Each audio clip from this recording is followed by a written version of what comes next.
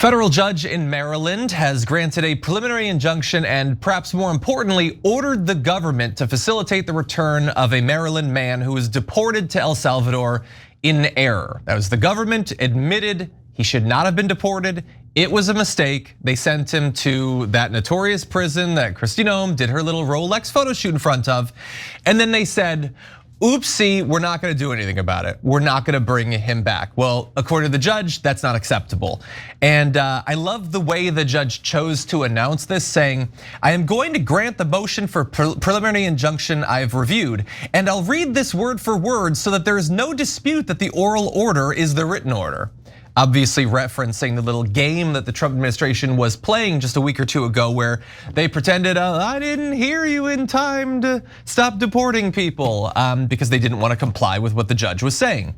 But maybe more importantly for that individual, the judge says the two defendants are hereby ordered to facilitate the return of plaintiff Kilmar Garcia to the United States by no later than 11:59 p.m. on Monday, April 7th. So that is coming up at the end of this coming Monday. It's just a few days from now, saying you have to go and get him and bring him back. And importantly, up until this point, the Trump administration has sort of uncharacteristically presented themselves as, what are you gonna do? We have no power over El Salvador. We have no leverage. We don't have like a $6 million deal with them. We can't get there. We can't save him. I mean, I know Kristi Noem could go and do her little cosplay photo shoots, but like they could throw us out of there anytime they want to. There's nothing we can do to get these guys back, pretending that they're utterly weak and impotent. Well, according to the judge, that's not good enough. And the judge pointed out that they have previously talked about having this deal with El Salvador for $6 million to house individuals. That's a contract you have. You have an ongoing business relationship with their prison system. Clearly you can work something out. Now, the lawyers for the DOJ are like, no, we don't have a contract. And the judge pointed out that both Marco Rubio and Kristi Noem have spoken about this agreement. They've mentioned the $6 million. And so the judge says they may not have used the word contract, but agreement sounds a lot like contract when we paid $6 million. I think I can draw a logical inference.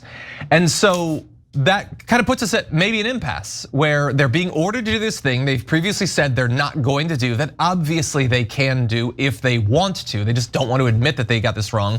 They don't want to reverse a deportation, and they don't have much time until it happens. And so perhaps that big constitutional crisis between the executive branch and the judiciary, which we've already seen examples of already, this perhaps would be the biggest one if they just blow past that deadline and just say, hey, what are you gonna do about it?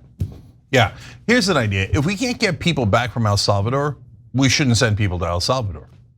Because what if we send the wrong person? Oh yeah, we already did. So if you say we have no ability to get an innocent man back, and the Trump administration admits that he's innocent, then why are you sending them there? What if you do it again and again and again? So by definition, you should end that program. But they say, no, I don't want to end the program. And yes, I sent an innocent man, but so what? It's like the worst dungeon in the world, and he'll very likely get tortured there. And by the way, he was trying to escape from gangs in El Salvador. Who do you think is in that prison? It's literally filled to the rim with gangs from El Salvador. So that guy's life is in grave danger. So the Trump administration says two unbelievable things here. One is, yeah, we made a mistake and we sent the guy over, and yeah, he might die. But so what? We're gonna do it again, and we're not gonna get him out. Look, this is why I changed on the death penalty. It's one thing to say, look, man, I don't care about this or that. I believe in justice or vengeance or whatever. If they killed my family members, I want them executed. It's another thing to say, yeah, I know he's innocent. I don't care. I'm in favor of the death penalty. I want him executed. Why? Why would you want innocent people executed? That's crazy, right? So this is like, so if you're in the right wing and you're like, your dad is Donald Trump, and formally or informally, and you're like, oh, no. If we send innocent people to a hellhole in El Salvador and we can't get them back, that's the American way. No, it isn't. No, it isn't. It just isn't. Okay, then you're not in favor of our principles and our Constitution and the way we do things. Second outrageous thing is, I want to read it to you from ABC News. So this guy, Ruveni, is the lawyer here for the government, okay? By the way, he says they're totally innocent and so, oh, but golly, we can't get it back. You ask Caroline Leavitt's like, oh, no, he's a leader of MS-13. But you're in court saying he's not even in MS-13. Yes, the evidence indicates we got it 100% wrong, but they don't care about reality. They don't care about truth. And so I get super mad at Democrats who lie, among the few apparently, okay? But on the right, I think there's a little bit of a rebellion brewing, but there has to be a much bigger rebellion because the old media, the Fox Newses, the ones that are in the tank 100% for Donald Trump, they're never gonna turn around, right? So, and they're just gonna keep repeating the lies. Yeah, oh yeah, yep, he's not an MS-13 and he's a leader of MS-13. I mean, they just said on Fox News, the stock market is down, but down means up. So, they can keep saying this. Anyway, Ruveni's the lawyer. He already admitted that the guy's not an MS-13. When asked by Judge Zinnes, under what authority law enforcement officers seized Abrego Garcia, Ruveni said he was frustrated that he did not have those answers. You went to court as a government attorney saying, we will not get him back, Your Honor. We should not have to do that. Okay, what authority did you have to even send him there? I have no idea. What? You have no idea? Okay, hold on, there's more. Ruveni himself says, Your Honor, my answer to a lot of these questions is going to be frustrating, and I'm also frustrated that I have no answers for you on a lot of these questions. Okay. Solidarity. Yeah, okay, guys, you know what that means? That means clown show. The Trump administration is sending lawyers to court saying we have the authority to send people to a dungeon in El Salvador without telling them what the authority is. You know why? Because they don't have the authority. They're making all of it up, and their lawyer is admitting it in court. Okay, if you like this kind of chaos and anarchy and a banana republic way of running things and sending innocent people to dungeons, okay, keep cheering. But already tons of people on the right wing have peeled off. Rogan has, and Coulter of all people has. I mean, if you've got Ann Coulter saying bring an immigrant back, you might have gone too far. All right, yes.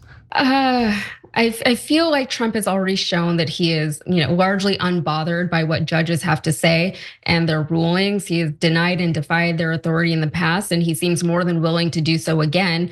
I'm not really sure how we're not already in a constitutional crisis. We keep hearing that we're on the edge of one, but like at what point is crisis declared?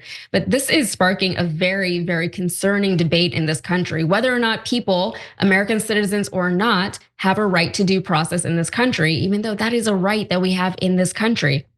Now, the people who are supportive of Trump's deportations, they keep excusing all of it by saying that terrorists and gang members deserve to be swiftly punished. They shouldn't have been here in the first place, and they need to be removed from this country immediately. Not only that, but the situation is so dire that there simply is no time for court proceedings. We have to get them out as soon as possible right now.